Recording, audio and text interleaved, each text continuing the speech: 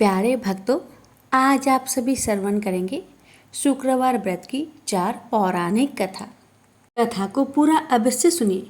तो प्रथम कथा है माँ अन्नपूर्णा की। एक समय की बात है, काशी निवासी धनंजय की पत्नी का नाम सुलक्षणा था। उसे अन्य सब सुख प्राप्त थे, केवल निर्धनता ही उसके दुख का एकमात्र कारण थी। यह दुख उसे हर समय सताता रहता था। एक दिन सुलक्षणा पति से बोली, स्वामी, आप कुछ उद्यम करो तो काम चले। इस प्रकार कब तक काम चलेगा? सुलक्षणा की बात धनंजय के मन में बैठ गई और वह उसी दिन विश्वनाथ शंकर जी को प्रसन्न करने के लिए बैठ गया और कहने लगा, हे देवाधिदेव विश्वेश्वर, मुझे पूजा पाठ कुछ नहीं आता है, केवल आपके भरोसे बैठा हूँ। इतनी विनती करके वह 2-3 दिन भूखा प्यासा बैठा रहा। यह देखकर भगवान शंकर ने उसके कान में अन्नपूर्णा अन्नपूर्णा अन्नपूर्णा इस प्रकार 3 बार कहा। यह कौन क्या कह गया? इसी सोच में धनंजय पड़ गया कि मंदिर से आते ब्राह्मणों को देखकर पूछने लगा, पंडित जी, अन्नपूर्णा कौन है? ब्राह्मणों ने कहा, तू अन्न छोड़कर बैठा है, सो तुझे अन्न की बात सूझती है, जा घर जाकर अन्न ग्रहण कर। धनंजय घर गया, स्त्री से सारी बात कही। वह बोली, नाथ, चिंता मत करो, स्वयं शंकर जी ने यह मंत्र दिया है, वे स्वयं ही खुलासा करेंगे, आप फिर जाकर उनकी आराधना करो। धनंजय फिर जैसा कि तैसा पूजा में बैठ गया। रात्रि में शंकर जी ने आज्ञा दी और कहा, तू पूर्व दिशा में चला जा, वहां अन्नपूर्णा का नाम जपता जाता और रास्ते में फल खाता, झरनों का पानी पीता जाता। इस प्रकार कितने ही दिनों तक चलता गया। वहां उसे चांदी सी चमकती वन की शोभा देखने में आई। सुंदर सरोवर देखने में या उनके किनारे कितनी ही अप्सराएं झुंड बनाए बैठी थी। एक कथा सुनाती और सब मिलकर माँ अन्नपूर्णा इस प्रकार बार बार कहती थी। जहाँ अगहन मास की उजेली रात्रि थी और आज से ही व्रत का प्रारंभ था। जिस शब्द की खोज करने वह निकला था, वह उसे वहां सुनने को मिला। धनंजय ने उसके पास जाकर पूछा, हे देवियों, आप यहाँ क्या करती हो? उन सब ने कहा, हम माँ अन्नपूर्णा का व्रत करती हैं। धनंजय ने पूछा, व्रत पूजा करने से क्या होता है? यह किसी ने किया भी है? इसे कब किया जाए? कैसा व्रत है और कैसी विधि है? मुझसे भी विस्तार से बताओ। वे कहने लगी, इस व्रत को सब कोई कर सकते हैं। 21 दिन तक के लिए 21 गांठ का सूत लेना चाहिए। 21 दिन यानी न बने तो 1 दिन उपवास करे, या भी न बने तो केवल कथा सुनकर प्रसाद ले। निराहार रहकर कथा कहे, कथा सुनने वाला कोई न मिले तो पीपल के पत्तों को रख, सुपारी या घृत कुमारी वृक्ष को सामने कर, दीपक को साक्षी कर, सूर्य, गाय, तुलसी या महादेव को बिना कथा सुनाए मुख में दाना न डाले। यदि भूल से कुछ पड़ जाए तो 1 दिवस फिर उपवास करे। व्रत के दिन क्रोध न करे और झूठ न बोले। धनंजय बोला, इस व्रत के करने से क्या होगा? वे कहने लगी, इसके करने से अंधों को नेत्र मिले, लुल्लू को हाथ मिले, निर्धन के घर धन आए, बाझिन को संतान मिले, मूर्ख को विद्या आए। जो जिस कामना से व्रत करे, माँ उसकी इच्छा पूरी करती है। वह कहने लगा, बहनों, मेरे पास भी धन नहीं है, विद्या नहीं है, कुछ भी तो नहीं है। मैं तो दुखिया ब्राह्मण हूँ, मुझे इस व्रत का सूत दोगी? हाँ भाई, तेरा कल्याण हो, हम तुम्हें अवश्य देंगे। ले, इस व्रत का मंगल सूत्र ले। धनंजय ने व्रत किया। व्रत पूरा हुआ तभी सरोवर में से 21 खंड की स्वर्ण सीढ़ी हीरा मोती जड़ी हुई प्रकट हुई। धनंजय अन्नपूर्णा अन्नपूर्णा कहता जाता था। इस प्रकार कितनी ही सीढ़ियां उतर गया तो क्या देखता है कि करोड़ों सूर्य से प्रकाशमान अन्नपूर्णा का मंदिर है। उसके सामने स्वर्ण सिंहासन पर माता अन्नपूर्णा विराजमान है। सामने भिक्षा हेतु शंकर भगवान खड़े हैं। देवांगनाएं चवर डुलाती है। कितनी ही हथियार बांधे पहरा देती है। धनंजय दौड़कर जगदम्बा के चरणों में गिर गया। देवी उसके मन का कलेश जान गई। धनंजय कहने लगा, माता आप तो अंतर्यामी हो, आपको अपनी दशा क्या बताऊं। माता बोली, मेरा व्रत किया है, जा संसार तेरा सत्कार करेगा। माता ने धनंजय की जिह्वा पर बीज मंत्र लिख दिया। अब तो उसके रोम रोम में विद्या प्रकट हो गई। इतने में क्या देखता है कि वह काशी विश्वनाथ के मंदिर में खड़ा है। माँ का वरदान ले धनंजय घर आया। सुलक्षणा से सब बात कही। माता जी की कृपा से उसके घर में संपत्ति उमड़ने लगी। छोटा सा घर बहुत बड़ा गिना जाने लगा। जैसे शहद के छत्तों में मक्खियां जमा होती है, उसी प्रकार अनेक सगे संबंधी आकर उसकी बड़ाई करने लगे। कहने लगे, इतना धन और इतना बड़ा घर, सुंदर संतान नहीं हो तो इस कमाई का कौन भोग करेगा। सुलक्षणा से संतान नहीं है, इसलिए तुम दूसरा विवाह करो। अनिच्छा होते हुए भी धनंजय को दूसरा विवाह करना पड़ा और सुलक्षणा को सौत का दुख उठाना पड़ा। इस प्रकार दिन बीतते गए और अगहन मास आया। नए बंधन से बंधे पति से सुलक्षणा ने कहलाया कि हम व्रत के प्रभाव से सुखी हुए हैं, इस कारण यह व्रत छोड़ना नहीं चाहिए। यह माता जी का प्रताप है जो हम इतने संपन्न और सुखी हैं। सुलक्षणा की बात सुन धनंजय उसके यहाँ आया और व्रत में बैठ गया। नई बहू को इस व्रत की खबर नहीं थी। वह धनंजय की आने की राह देख रही थी। दिन बीतते गए और व्रत पूर्ण होने में 3 दिवस बाकी थे कि नई बहू को खबर पड़ी। उसके मन में ईर्ष्या की ज्वाला दहकने लगी थी। सुलक्षणा के घर आ पहुंची और उसने वहां भगदड़ मचा दी। वह धनंजय को अपने साथ ले गई। नए घर में धनंजय को थोड़ी देर के लिए निंद्रा ने आ दबाया। इसी समय नई बहू ने उसका व्रत का सूत तोड़कर आग में फेंक दिया। अब तो माता जी का कोप जाग गया। घर में अकस्मात आग लग गई। सब कुछ जलकर खाक हो गया। सुलक्षणा जान गई और पति को फिर अपने घर ले आई। नई बहू रूठकर माता पिता के घर जा बैठी। पति को परमेश्वर मानने वाली सुलक्षणा बोली, नाथ घबराना नहीं, माता जी की कृपा अलौकिक है। पुत्र कुपुत्र हो जाता है पर माता कुमाता नहीं होती। अब आप श्रद्धा और भक्ति से आराधना शुरू करो, वे जरूर हमारा कल्याण करेगी। धनंजय फिर माता के पीछे पड़ गया।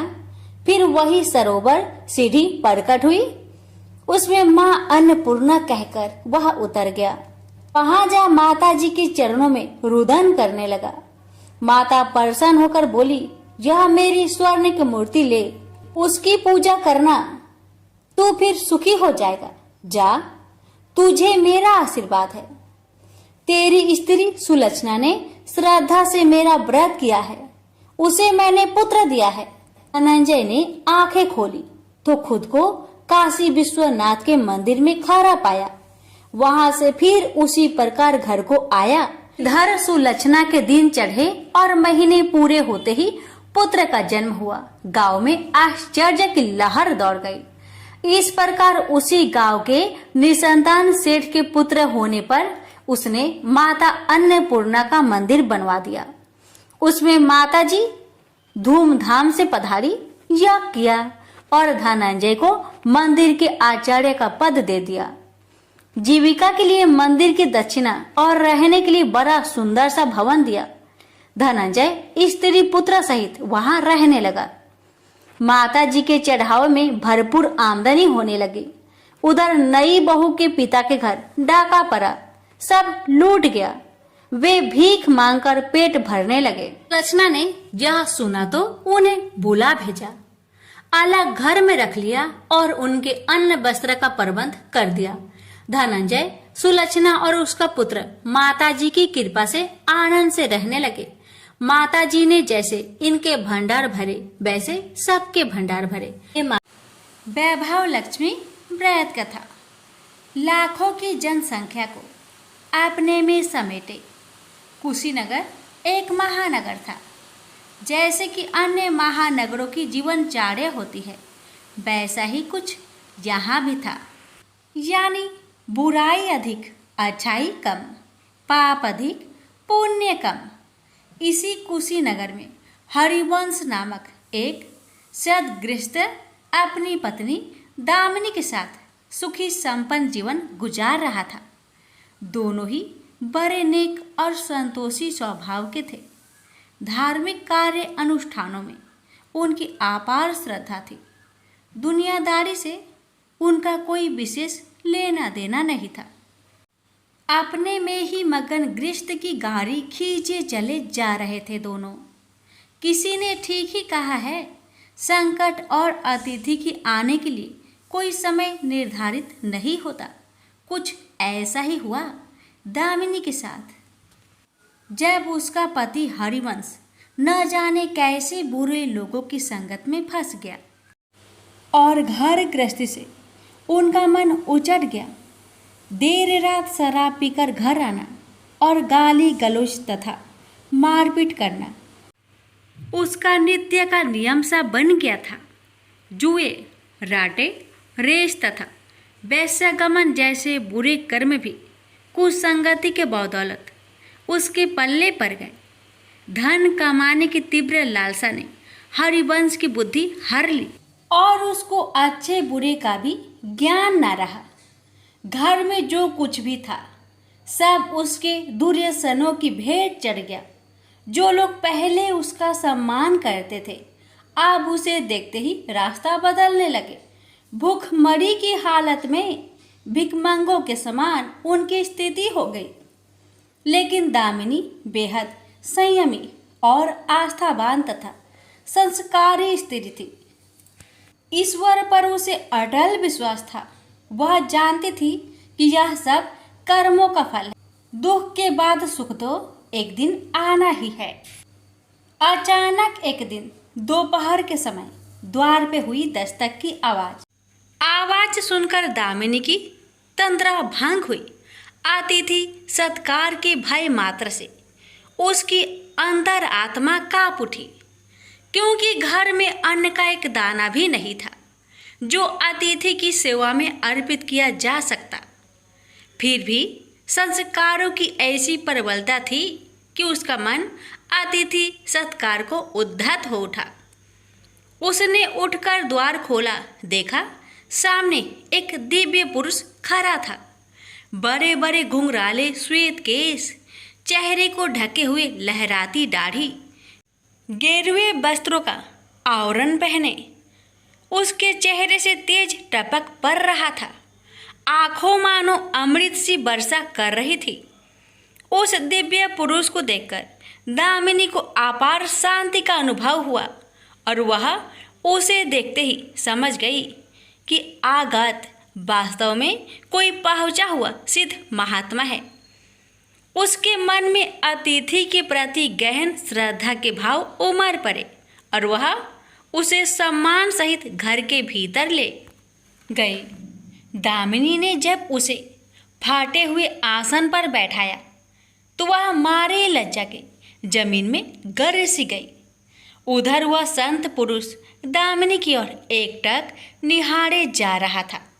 घर में जो कुछ भी बचा खुचा था दामिनी ने अतिथि की सेवा में अर्पित कर दिया, पर उसने इस पर कोई ध्यान नहीं दिया।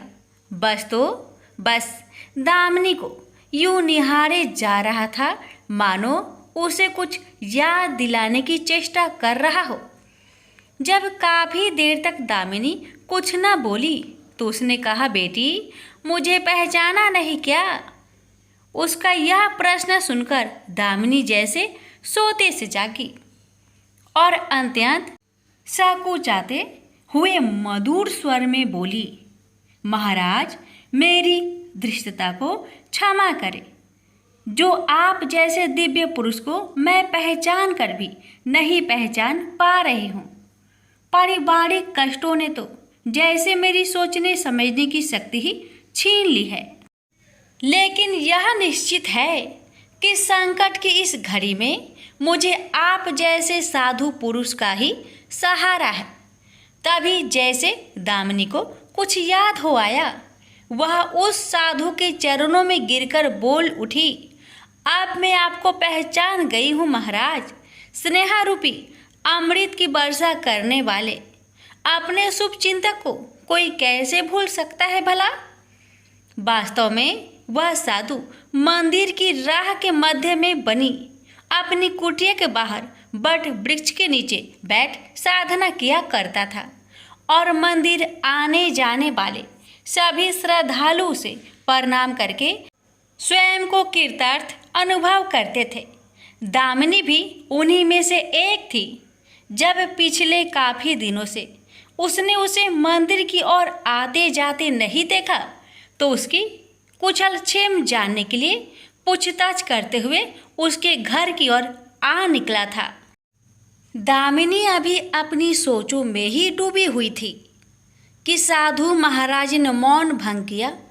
क्या कारण है पुत्री, तू आजकल मंदिर आती जाती दिखाई नहीं पड़ती। तुझे जो भी कष्ट है मुझे बता, शायद मैं तेरी कुछ सहायता कर सकूं।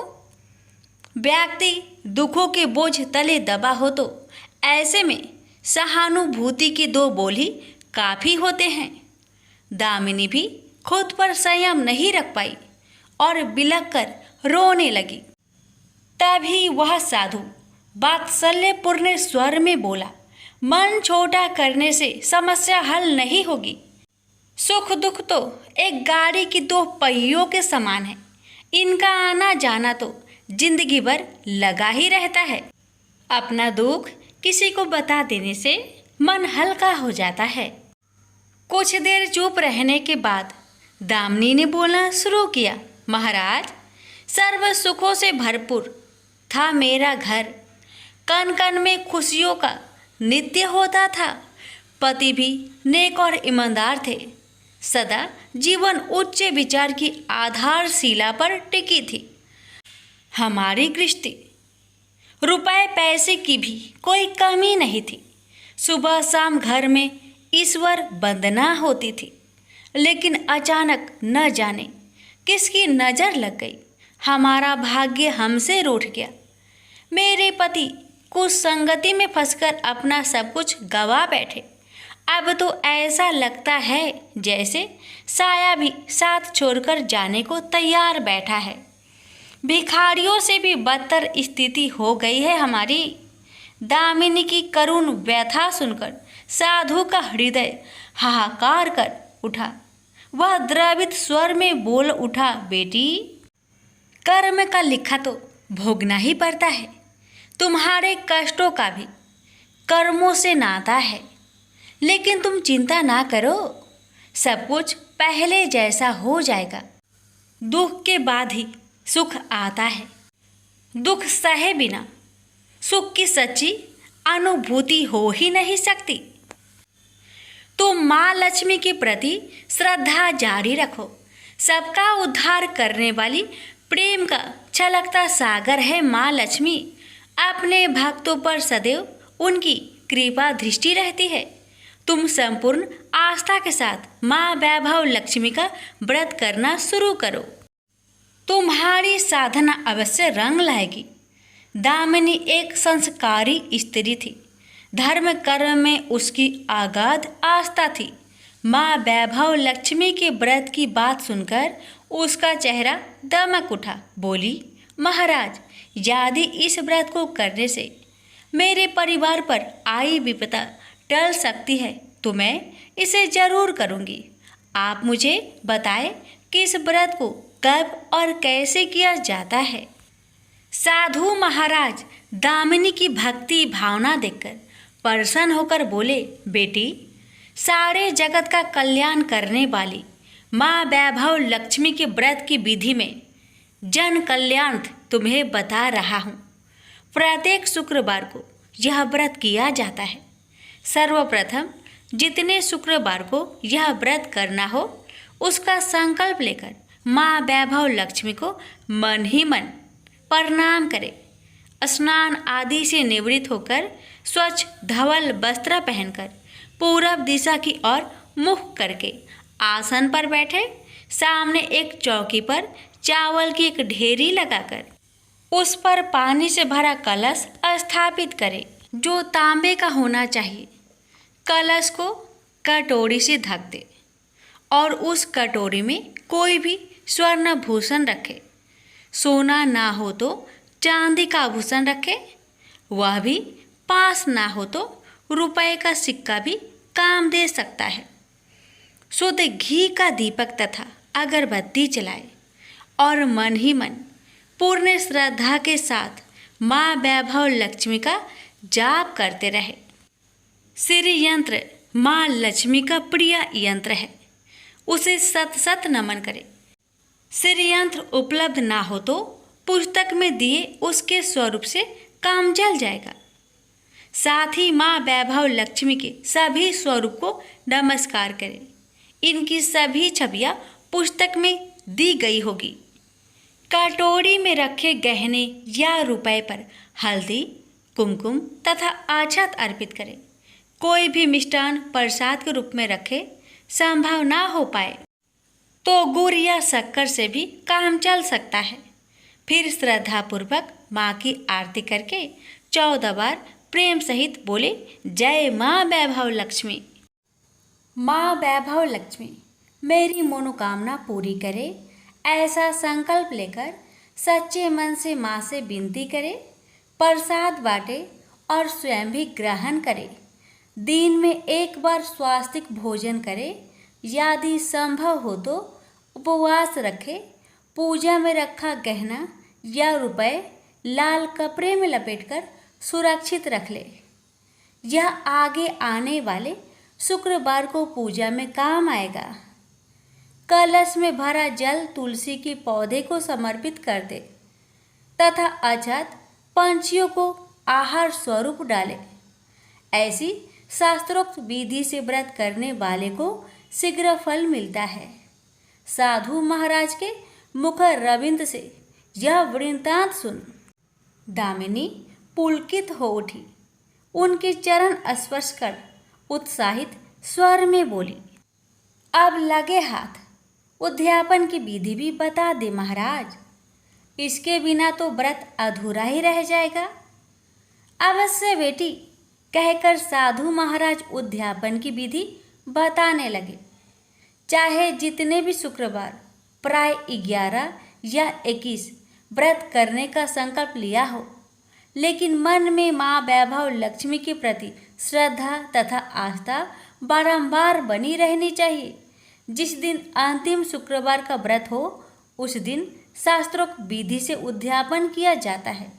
अन्य शुक्रवारों की भांति ही इस दिन भी पूजन करें। हाँ, प्रसाद के रूप में खीर अवश्य रखें।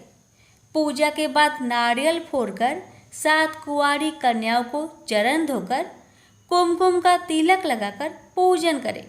उन्हें सामर्थ्य अनुसार दक्षिणा दें और माँ वैभव लक्ष्मी व्रत की पुस्तकें उपहार स्वरूप भेंट में दें। फिर प्रसाद के रूप में खीर वितरित करें।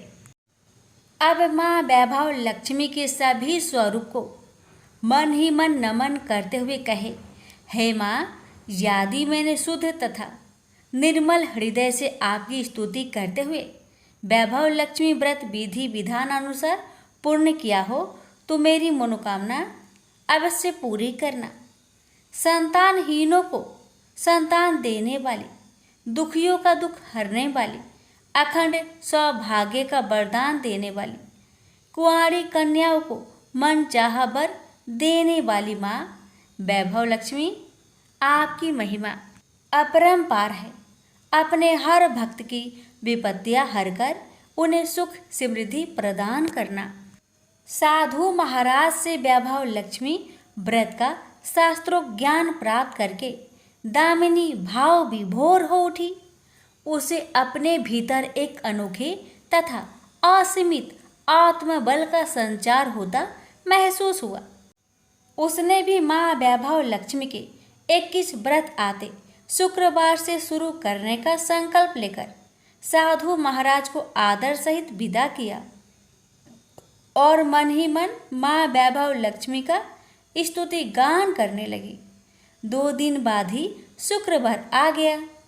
उससे पहली रात दुखों की मारी दामिनी ठीक से सो भी न सकी। माँ वैभव लक्ष्मी के व्रत करने से उसकी समस्याओं का अंत हो जाएगा, यह सोचकर वह मुंह अंधेरी उठ बैठी और स्नान आदि कर स्वच्छ वस्त्र धारण किए। आसन पर पूर्व दिशा की ओर मुंह करके दामिनी ने अपने सम्मुख रखी चौकी पर चावल की छोटी सी ढेरी बनाकर उस पर तांबे का कलश रखा। लेकिन जब स्वर्ण भूषण रखने की बात आई तो धर्म संकट में पड़ गई। सारे गहने पति ने दुर्योधनों की भेंट चढ़ चुके थे। विवाहित स्त्री थी तो मंगलसूत्र भी उतार कर नहीं रख सकती थी और कोई गहना था नहीं। तभी उसे उन नन्ही पायलों का स्मरण हो आया जो उसने अपनी आने वाली संतान के लिए बनवाकर रख छोड़ी थी और पति की निगाहों से उन्हें बचाकर रखा था। उसने झटपट वह पायलें निकाली और गंगा जल से धोकर उन्हें शुद्ध करके कलश पर रखी कटोरी में डाल दिया। डिब्बे की तली में से बची खुची शक्कर निकालकर उसे प्रसाद के रूप में रखा और विधि अनुसार व्रत किया। सर्वप्रथम उसने अपने पति को प्रसाद दिया। आने वाला पूरा सप्ताह बड़े ही हंसी खुशी से बीता। बात बात पर झल्ला उठने वाला उसका पति अपेक्षाकृत शांत तथा संयत रहा। कोई मारपीट तथा कलेश घर में नहीं हुआ। इसे दामिनी ने माँ वैभव लक्ष्मी का चमत्कार समझा और मन ही मन उन्हें प्रणाम किया। माँ वैभव लक्ष्मी के प्रति उसकी आस्था और भी बलवती हो गई। इसी प्रकार शास्त्रोक्त विधि से दामिनी ने 20 शुक्रवार के व्रत पूरे कर लिए। इस बीच कई परिवर्तन हुए थे। उसका पति कुसंगति छोड़कर सीधी राह पर आ गया था और उसका कामकाज भी जमने लगा था। घर में यदि किसी चीज की बहुतायत नहीं थी तो कमी भी नहीं रह गई थी। यह सब माँ वैभव लक्ष्मी के चमत्कार और दामिनी की आस्था तथा विश्वास का परिणाम था। 21वें शुक्रवार को व्रत का उद्यापन करना था। साधु महाराज के वचन अभी मानो दामिनी के कानों में गूंज रहे थे। उनकी बताई विधि के अनुसार ही दामिनी ने शास्त्रोक्त विधि से उद्यापन किया। 7 कुंवारी कन्याओं को भोजन कराकर दक्षिणा दी। आसपास की सौभाग्यवती स्त्रियों में प्रसाद तथा माँ वैभव लक्ष्मी व्रत कथा की पुस्तकें वितरित की। माँ वैभव लक्ष्मी के हर स्वरूप को प्रणाम किया और कहा, आपकी महिमा निराली है माँ। आपने मेरे सारे दुख हर लिए, मेरी सभी मनोकामनाएं पूर्ण कर दी। मेरा उजड़ा घर फिर से बस गया। मेरा यह नया जीवन आप ही की देन है माँ। मैं आजीवन आपकी पूजा अर्चना करूँगी और दूसरों को भी आपकी महिमा से अवगत कराकर वैभव लक्ष्मी के व्रत रखने के लिए प्रेरित करूँगी। बोलो जय माँ वैभव लक्ष्मी, आपकी सदा ही जय हो। वीडियो को लाइक शेयर करना ना भूले। धन्यवाद। संतोषी माता की व्रत कथा। पौराणिक कथा के अनुसार एक बुढ़िया थी। उसका एक ही पुत्र था। बुढ़िया पुत्र के विवाह के बाद बहू से घर के सारे काम करवाती, परंतु उसे ठीक से खाना नहीं देती थी। यह सब लड़का देखता और माँ से कुछ भी नहीं कह पाता। बहू दिन भर काम में लगी रहती, उपले थापती, रोटी रसोई करती, बर्तन साफ करती, कपड़े धोती और इसी में उसका सारा समय बीत जाता। काफी सोच विचार कर एक दिन लड़का माँ से बोला, माँ मैं परदेश जा रहा हूँ।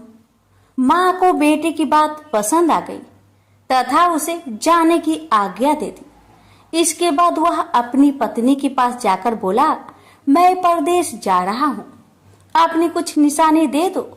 बहू बोली, मेरे पास तो निशानी देने योग्य कुछ भी नहीं है। यह कहकर वह पति के चरणों में गिरकर रोने लगी। इससे पति के जूते पर गोबर से सने हाथों से छाप बन गई। पुत्र के जाने के बाद सास के अत्याचार बढ़ते गए। एक दिन बहू दुखी हो मंदिर चली गई। वहां उसने देखा कि बहुत सी स्त्रियां पूजा कर रही थी। उसने स्त्रियों से व्रत के बारे में जानकारी ली तो वे बोली कि हम संतोषी माता का व्रत कर रहे हैं, इससे सभी प्रकार के कष्टों का नाश होता है। स्त्रियों ने बताया, शुक्रवार को नहा धोकर एक लोटे में शुद्ध जल ले, गुड़ चने का प्रसाद लेना तथा सच्चे मन से माँ का पूजन करना चाहिए। खटाई भूलकर भी मत खाना और ना ही किसी को देना। एक वक्त भोजन करना। व्रत विधान से सुनकर अब वह प्रति शुक्रवार को संयम से व्रत करने लगी। माता की कृपा से कुछ दिनों के बाद पति का पत्र आया। कुछ दिनों के बाद पैसा भी आ गया। उसने प्रसन्न मन से फिर व्रत किया तथा मंदिर में जा अन्य स्त्रियों से बोली, संतोषी माँ की कृपा से हमें पति का पत्र तथा रुपए आया है। अन्य सभी स्त्रियां भी श्रद्धा से व्रत करने लगी। बहू ने कहा, हे माँ, जब मेरा पति घर आ जाएगा तो मैं तुम्हारे व्रत का उद्यापन करूंगी। अब एक रात संतोषी माँ ने उसके पति को स्वप्न दिया और कहा कि तुम अपने घर क्यों नहीं जाते। तो वह कहने लगा, सेठ का सारा सामान अभी बिका नहीं, रुपया भी अभी नहीं आया है।